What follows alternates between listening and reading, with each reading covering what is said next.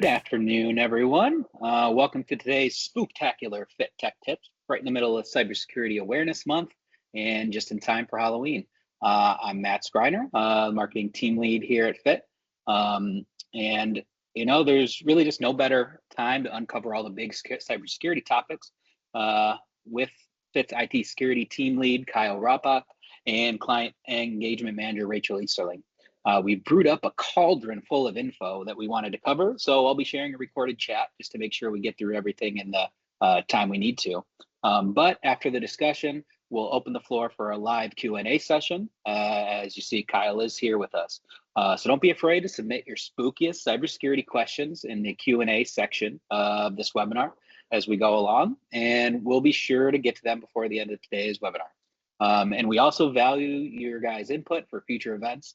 So a feedback survey link is also posted right now in the Q&A section for all your spellbinding suggestions as we get ready and start planning for all of our tech tips for 2026. We will still have some more to close out this year as well, but just let us know what you want us to see, what you want to see coming next year. So without further ado, we'll jump into the discussion here and hope you all enjoy. Thank you everyone for joining us for this edition of Tech Tips. I'm Rachel Easterling, Client Engagement Manager at Fit Technologies, and I'm joined by... Hi, I'm Kyle Rappa, and I am the Security Services Team Lead here at Fit. Thanks for joining us today, Kyle. Thank you for having me. So I think we're going to start off with a topic everyone's very interested in is passwords. So why are strong passwords still so important today, even with other security measures in place? So passwords are really important right now because they're the first line of defense that you have. It's you can have all these other security measures in place, but if someone gets into your account, they're able to do everything that you can do, and that's never good. Makes sense. So what does make a password strong? So a strong password is at least 12 characters long. You got uppercase, lowercase, special characters, numbers involved.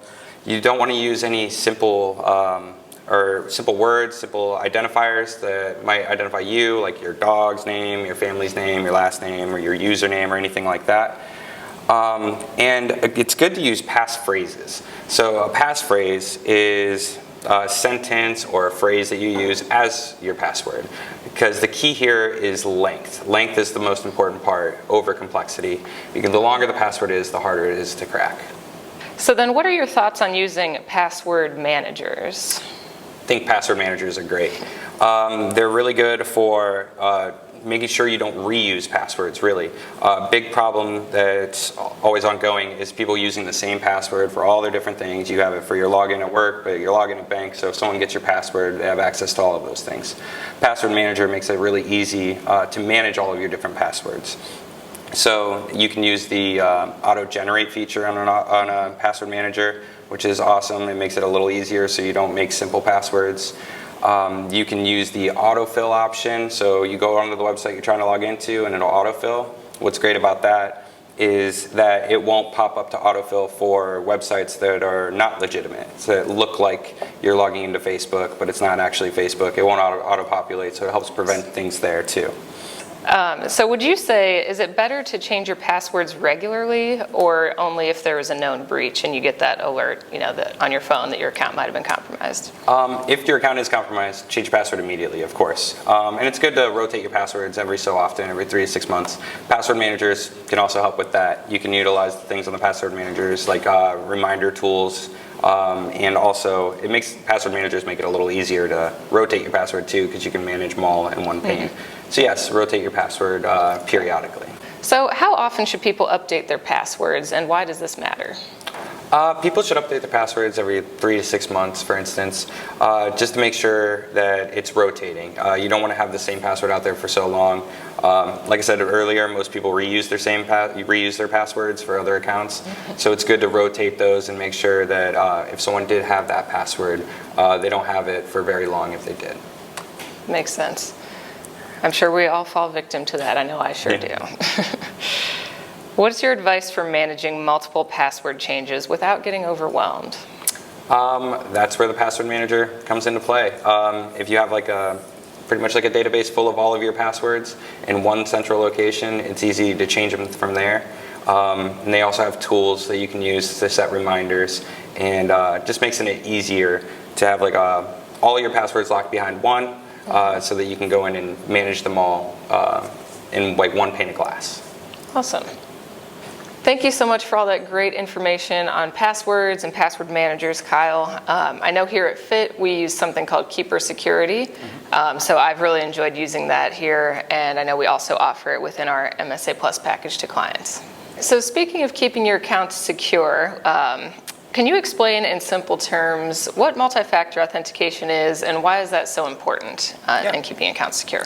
So multi-factor authentication is having two or more of these three things. It's something you know, something you have, and something you are.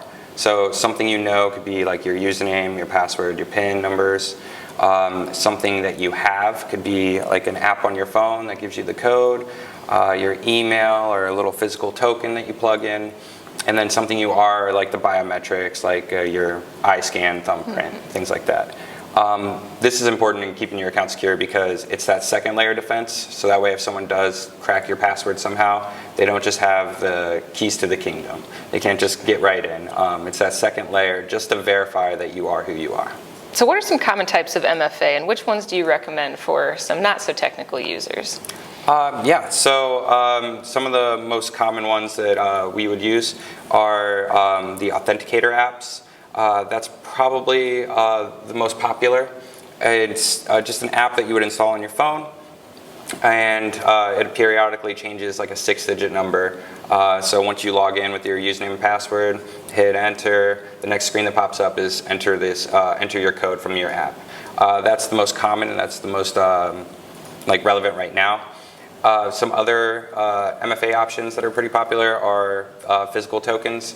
So something that you would plug in to your device that has those codes and those tokens generating for them already. Something we wouldn't recommend would be the SMS where it sends you a text. That's getting phased out right now. Great. That's very helpful. And then lastly, with MFA, are there any myths or common misunderstandings that you encounter? I think misunderstanding or misconception about MFA is that it's just really hard to set up. I think a lot of different platforms out there make it pretty easy to get going and get set up, and then things like just installing an app and scanning a code are make it a little simpler, a little easy to get everything set up, and it's available for almost anything that you log into nowadays. So it's not as hard or as complicated as it sounds. Definitely. It's definitely worth the few extra seconds it takes to keep your accounts secure. Absolutely. Now, what would you say, for example, my bank app, it only allows SMS text authentication. Would you still recommend setting that up, or would you just leave it with nothing? Great question. Absolutely set it up. Having that second layer is better than nothing, and that should work perfectly fine for us doing the two-factor. All right, so switching topics now, on to phishing. I know that's something that's becoming more and more prevalent today. So what are some red flags that people should watch for in emails and messages? Some of the most common things to look out for when you think you might have a phishing email, was the email sent were you not expecting it? Is there a sense of urgency in the email? A lot of times they'll try to have give you that sense of urgency so that you are quick to make a decision instead of thinking it through. Are there any links or attachments in the email that might seem a little suspicious? And then always just check the sender address. See if there's like any misspellings in the sender's email address, or if there's anything kind of weird going on there. That's helpful, thank you. And within your department, I'm sure you see this all the time. So do you have a real world example you can share with us of someone who did fall for phishing? So we see hundreds of phishing emails a week. Some of the most common ones that we would see are when some random Gmail account sends an email to like HR or the finance team, and they're like, hey, I'm so-and-so, and I would like to change my direct deposit. Would that be possible? Can you help change it to this banking number? How that's been stopped and what people in the HR and finance are doing. They're reaching out directly to that person before making any actions or taking any actions. Like, hey, did you really request this? Is this what you wanted to do? And then submitting that email to the security department, like for phishing. Okay, so then what should someone do if they do receive a phishing email, or maybe they even clicked the link within the email? So if they click the link on the email, definitely let your IT department know, your IT department, your help desk, your IT security department, whoever it may be. Make sure you let them know right away, so that way they can check to make sure your account isn't compromised, and if it is, then run through their incident response plan. If you haven't clicked anything, or you haven't entered in any credentials or anything like that, you just think that you have a phishing email in your inbox, there should be, in most cases, in Outlook or whatever email platform you're using, a button to report the phishing. So there's like fish alerts, for instance, or the report phishing button, for instance. If you don't see any of those, make sure you forward that off to your IT department. Okay, great. Now, what would you recommend for organizations to encourage their employees to actively forward along these phishing emails? I know it could maybe cause some embarrassment if you're wrong and it's not actually phishing. So how would you encourage employees to proceed with that without hesitation? Yeah, that's a good question. I think in this case, it's best to be safe than sorry. Don't hesitate. If it looks suspicious to you, then you have good reason to submit it in the first place. I know in our cases, if someone submits a phishing email and it's not actually phishing, we'll send it back being like, thank you so much for sending this over. This does appear legitimate. But in most cases, it's best to just send and forward it off just to make sure. That way you don't get compromised or anything like that. Okay, so another way that you can stay safe within your organization, a big one is keeping regular updates to software, apps, devices up to date. Can you explain to us a little bit why that is so important for cybersecurity? Yeah, absolutely. So keeping updates, very vital. Most vulnerabilities can be found on like different kinds of softwares or platforms, and they're found out by those companies, by those vendors, and then patched pretty quickly in most cases. So that way there's no threat actors that can get in. So if the patch is available, it'll remediate that vulnerability. If it's available and it just sits there and you haven't updated, then you're just leaving that vulnerability open for any threat actor longer and longer and longer. Yep. So yes, that definitely makes sense. You want to make sure your devices are always up to date. How could more non-technical users make sure their devices and applications are getting updated without getting overwhelmed? Yeah, good question. Most softwares or platforms are going to have the enable automatic updates available. It's best to do that with especially known good vendors. So like Adobe, for instance, make sure you have those automatic updates on. Some like vendors you can trust that you're familiar with their software, very reputable. And then just make sure automatic updates is enabled so you don't have to worry about it.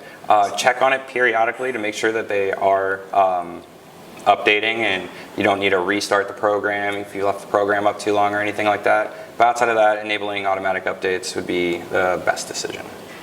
So are the automatic updates safe to rely on, would you say, or should users still be manually checking their devices for updates? It's a good question.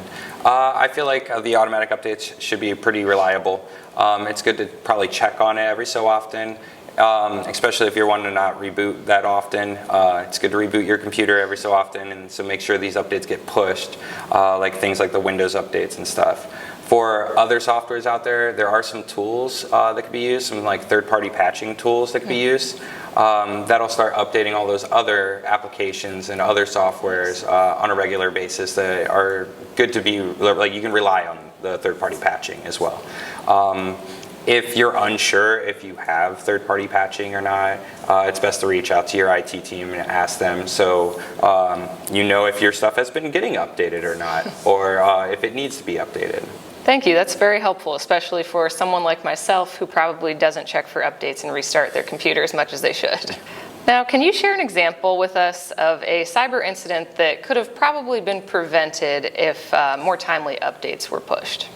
Yeah. So WannaCry that happened in 2017 comes to mind. That was a ransomware attack, and it hit thousands and thousands of computers. But the thing with that was that Windows had put a patch to the vulnerability that WannaCry exploited out months before the attack actually happened. So there was a fix to it that would have prevented it from happening. So the thousands and thousands of computers that were attacked and ransomware breached, they all were systems that weren't updated in a timely fashion. If it would have been updated months before, it wouldn't have happened. So how can organizations make cybersecurity feel less intimidating and more approachable for their teams? Yeah, so making it part of the culture. Make sure everyone knows that we're all on the same team. We're all here trying to better the security of the company, and try to encourage that culture to have people ask questions and encourage people to give feedback so that we can always improve. Yeah, that's great. I know that's definitely how it is at FIT. It's been very helpful. So what is one common misconception about cybersecurity that you wish more people understood? That's good. I feel like a lot of people feel like they would assume, oh, the IT team or the IT security team will handle that or take care of that, when really we're all on the same team. Yeah. So if you see something, speak up. Or intervene if you can. But definitely be on the lookout in case you see anything suspicious or weird, whether it be in the office or a phishing email, and let your teams know, or like I said, intervene when you can. Great. Yeah, I think this has been very helpful today. I have one more question for you before you go. If you could give just one piece of cybersecurity advice to a non-technical professional, what would that be? Some advice I would give is to just be diligent when, one, creating your passwords, or two, opening or clicking on any links that you're unsure about. Just give it that once over. Don't be quick to click. That would probably be the advice I'd give. Awesome. Thank you so much. Yep, thank you. Thank you, Kyle and Rachel. And just checking in the Q&A section here, but it doesn't seem like anybody dropped any questions. So unless we get something here at the last minute, Kyle, looks like you're off the hook. So congrats on that. And I guess we'll then just wrap up a little early today, give you guys a few minutes left back in your day. We did get some feedback during that presentation that portions of the video might have been cut off a little bit, but we'll be sure to have that all fixed up in the recording that we send out early next week. So we'll have all the pertinent information. So thanks everyone for attending, and we'll see you in November at our next Tech Tips. Thanks.